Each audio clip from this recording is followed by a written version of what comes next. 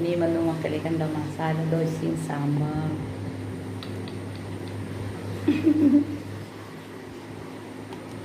മസാല ദോശ ഇത് ഞാൻ തന്നെ ഉണ്ടാക്കിയ മസാല ദോശ. എനിക്ക് ഭയങ്കര ഇഷ്ടം മസാല ദോശ ഉണ്ടാക്കാൻ, ഭയങ്കര ഇഷ്ടം. എനിക്ക് കഴിക്കുന്നതിനെക്കാട്ടി കൂടുതൽ ഇഷ്ടം ഉണ്ടാക്കുന്നതാണ്. പക്ഷെ ഇപ്പം എന്തോ ഉണ്ടാക്കി ഇപ്പം ആരും കഴിക്കാൻ ചേർത്തപ്പോൾ നമ്മൾ കഴിക്കണ്ടേ, അപ്പോഴത്തേക്ക് അതിനോട് ഒരു ഇഷ്ടമായിപ്പോയി.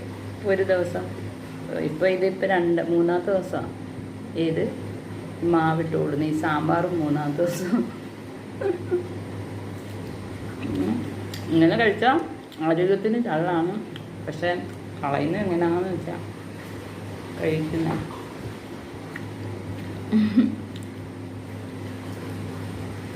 നല്ല ക്രിസ്പി ആയിട്ടുള്ളതാണ്. നമുക്ക് വേണമെങ്കിൽ ഇങ്ങനെ ഇങ്ങനെ തിന്നാം കറിയില്ലാതെ.